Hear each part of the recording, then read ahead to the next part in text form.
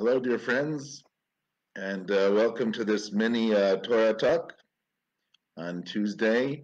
As advertised, the topics will be in general on Tuesday um, Mishnayot, sayings from Pirkei Avot, from the Ethics of the Fathers.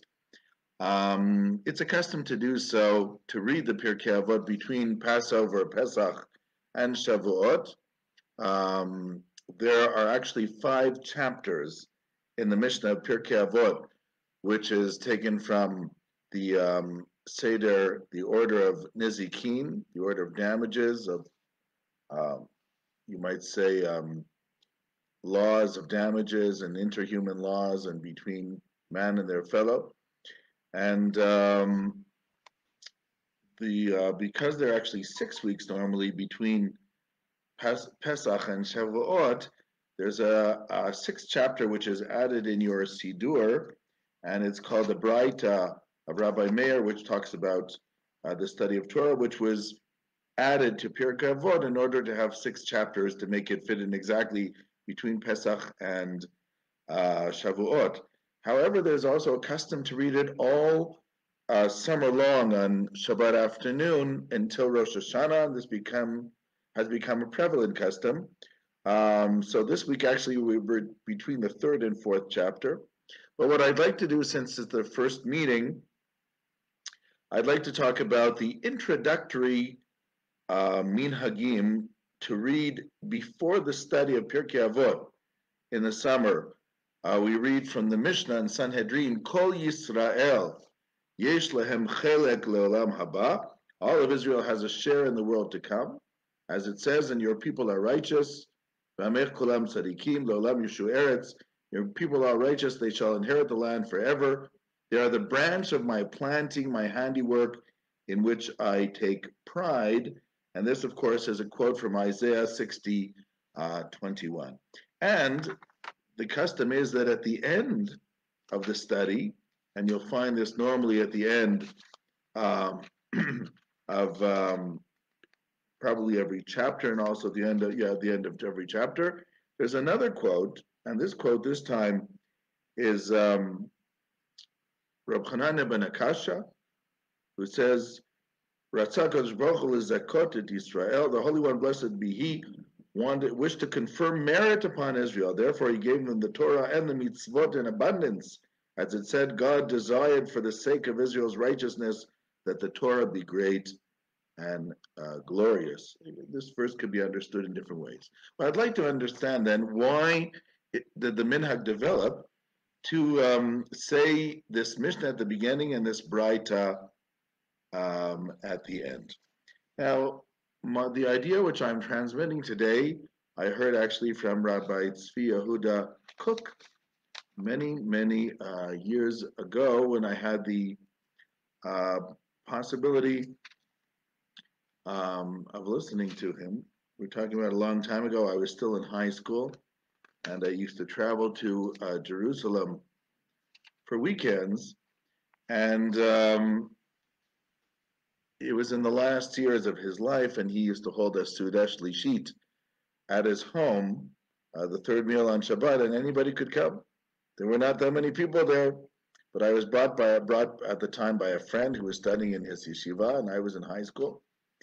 And it was quite interesting to meet him. It took me a while to understand what he was saying because his Ivrit was, you had to listen very closely sometimes, maybe because of his age.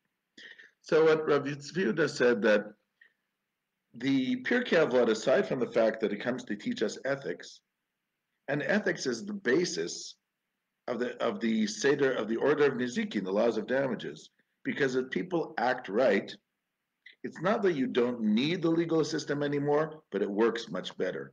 If everybody were to break the law, you cannot put a policeman on every human being. There's a reason why our windows are made out of glass and not out of metal. Because the assumption is that most people are not interested in breaking the law. And that's why the police force works. When people in gangs start breaking the law, that creates anarchy.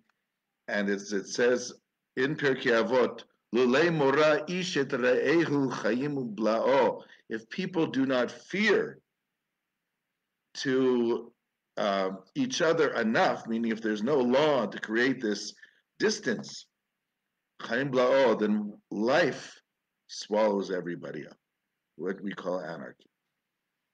Of course, we know that in recent incidents that have been happening in the United States, this is on the mind of many people today.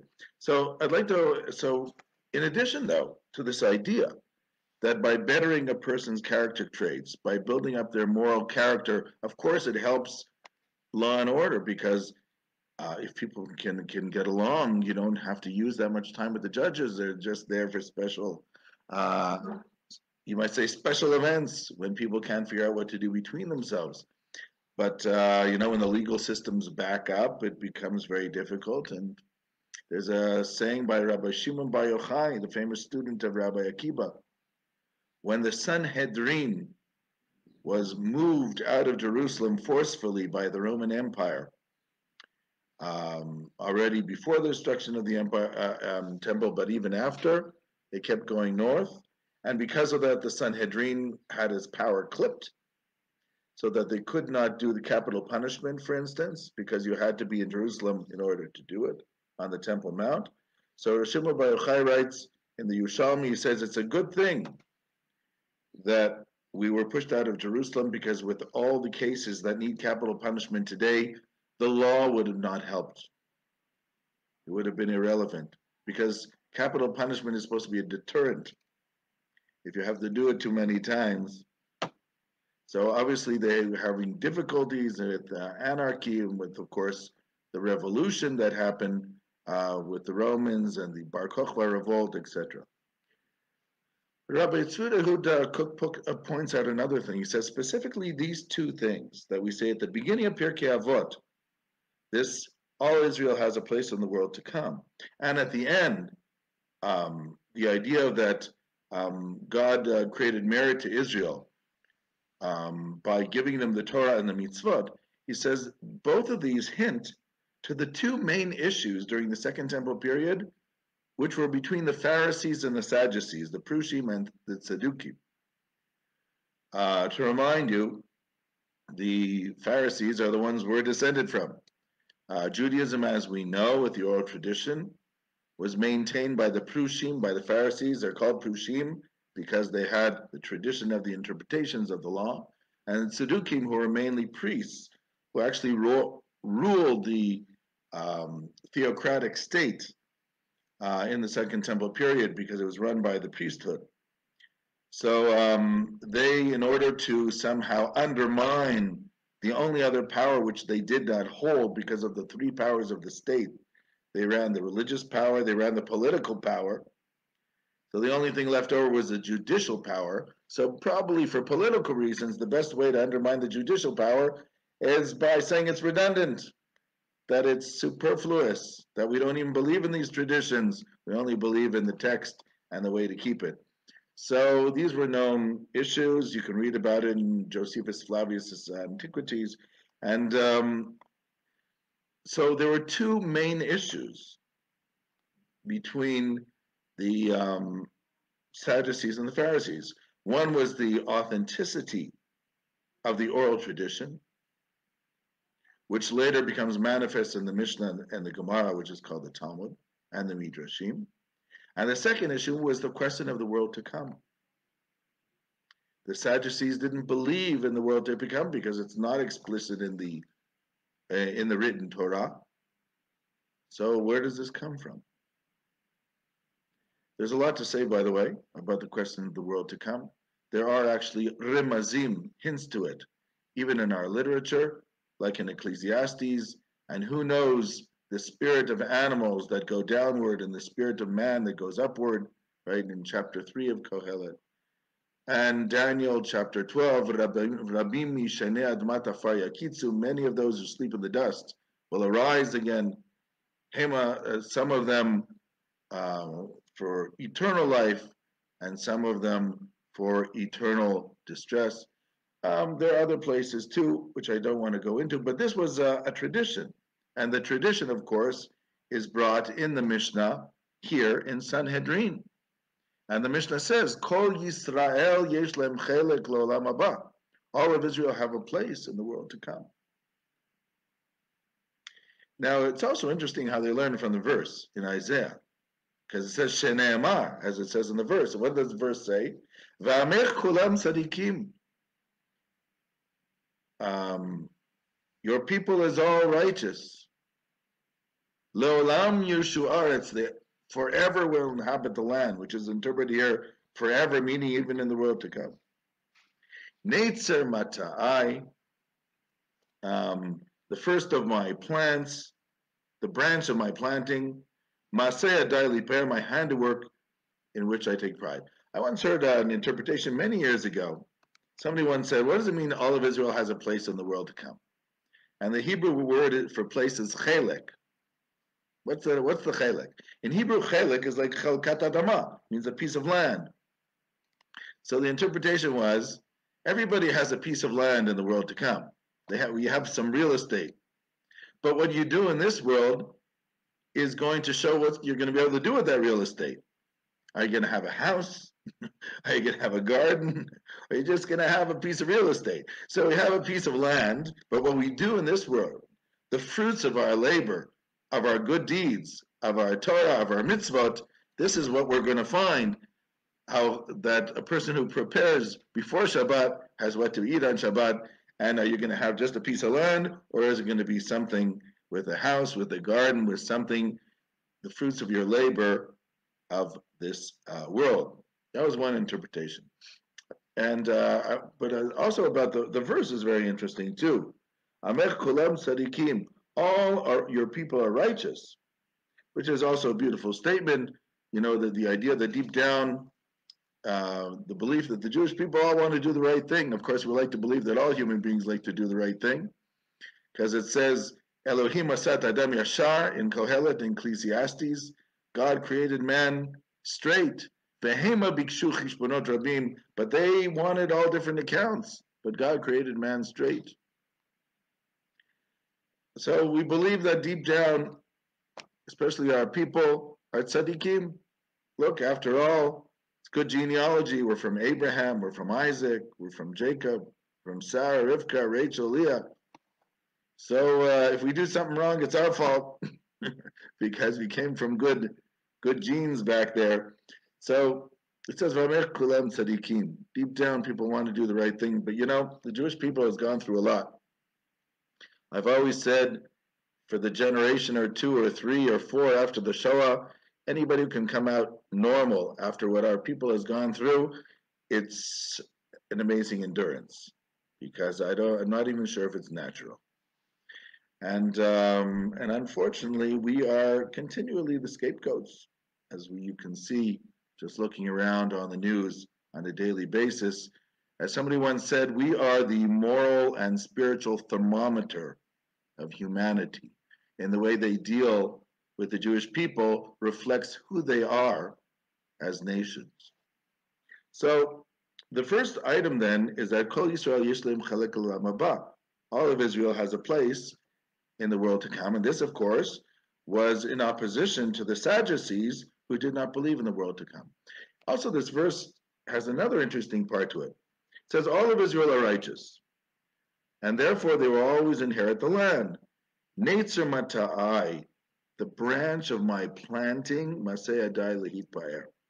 So somebody once said that this is like three categories of the Jewish people. Category number one, the ones who are righteous. I mean, if you're righteous, of course you're going to have a place in the world to come. That's not a question.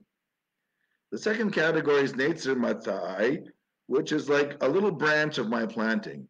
In other words, you know, there's some people, they have a little bit of a feeling, they want to do something, but they don't always get around to it. Let me put it that way. But they have good intentions, but they just don't always get around to it. So that's like a second case. There are those who do everything, and then there are ones who would like to, but, you know, life is difficult. I don't always get around to it. And then you have the third type who do things, but they're willing to do things, maseh dalihit pa'er, which literally means my handiwork, which I take pride. So somebody interpreted, which they take pride.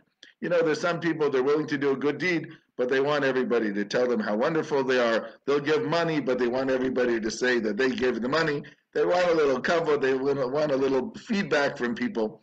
So the verse is being very nice. You have three categories: the righteous who do everything, those who do a little bit, but maybe they're a little bit lazy and they're not trying to push for it, and those who will be willing to do it, but only if they're complimented on what they do. And the verse says all of these, in the end, will have a place in the world to come, and so it's very complimentary. But the simple meaning, of course, of this Mishnah is that the idea that the world to come is the place where, in general, we have this is the continuation. We believe that this world and the next world are connected to each other. As the Talmud says, Ki b'yah Hashem sur olamim, which is a verse from Isaiah also. And the verse says, Bitchu b'Hashem adead, Ki b'yah Hashem sur olamim, which means trust in God forever, because in God, in Yud Hey, in the letters Yud Hey, this is the way it's understood. In Yah did God create the worlds. So the Talmud says, why is there two names there? The name Yud Hey and then the name Havaya, Yud Kei Vav Kei. Why both names? So what it means is that through the name Yud Hey, God created both worlds. The Talmud says, what does that mean? Which world was created with Yud and which world was created with Hey?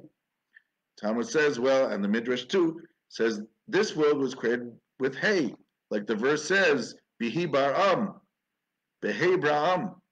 With the Hey did God create the universe, because it says Ele Toldot Hashamayim Ba'aretz Bihi Baram in Genesis chapter 2 at the beginning. This is the story of the universe when they were created, in Hebrew Bihi Baram, and there's a Hey before the word to create. So the Talmud says that this world was created with a Hey, the next world was created with a Yud. So there's sort of, God creates both worlds together in this idea, this world and the next world. That's why I've always said we are an unbroken chain of life between the previous generations and us and the future generations. We're all connected. Between this world and the next, we're still interconnected. It's not as if when the soul goes into the world to come, there is no connection to this world anyhow, because this world and the world to come were created by God simultaneously. There's a lot to say about this, obviously, but it's an idea to think about, and how we're all interrelated. As the Zohar says, Bram Zakeh Abba, which means that we in this world can affect the ones in the world to come with our good deeds. And the merits of the previous generations can also affect us with their good deeds too. When it comes to bad deeds, it says in Yechezkel, Lo yimtu avot al banim, ubanim lo yimtu al avotam, ish becheto yumat, that parents do not die because of the sins of children, and children not because of parents. Everybody is held accountable and responsible for their own sins. So the first part of Pirkei Avot then is this idea of the world to come, in order to oppose, to say something contrary to the belief of the Sadducees. And the second part, when we finish the study, we always say this thing which I said before, that Rabbi Hanania ben Akashia, Ratzah Kadosh Baruch Hu, that God wanted to bring merit to Israel, Torah mitzvot, therefore he made an abundant amount of Torah and mitzvot. I assume that means he gave a Torah which has 5 parts to it and 613 commandments. Shneimar, as it says, that Hashem chafetz l'man tziko, God desired. This l'man tziko could actually mean to make Israel righteous, and therefore did he give him abundance of Torah and mitzvah. So Rabbi Tzvi Yehuda Kook explains here, what is Rabbi Hanani ben Akashia saying? He says, if you look at the Hebrew here, in the Hebrew language, we have what's called biblical Hebrew and rabbinic Hebrew. There's also Hebrew of the Middle Ages, which was influenced by Arabic, let's say in Spain. But you have biblical Hebrew, which was influenced by ancient Semitic languages, but mostly Hebrew, but it's also Akkadian and Ugarit. And then you have, of course, Mishnaic Hebrew, which is influenced both by Aramaic and especially by Greek, and Hebrew of the Middle Ages, which you have a little bit of Aramaic, but a lot of Arabic influence, especially in the Dikduk, in the grammar, and then modern Hebrew, which is surprisingly close to biblical Hebrew, actually, with differences. And if you look here, you can see what Hanania ben Akashya is saying is exactly what the verse is saying. He's actually not saying anything new, which is not in the verse. He said God wanted to give merit to Israel, therefore he gave them a lot of Torah mitzvot. And the verse in Isaiah says God wanted to make Israel righteous, and therefore he gave them an abundance of Torah mitzvot. So what is he saying if it says the same thing in the verse? So what Rav Tzvuda Cook said, and very cleverly, says if you look here in this Mishnah, what Rabbi Hanania ben Akashya is saying, this Tana who's speaking in the Mishnah, in the Braita, he's saying he's using the Hebrew, what we call rabbinic Hebrew. The verse, of course, is in biblical Hebrew.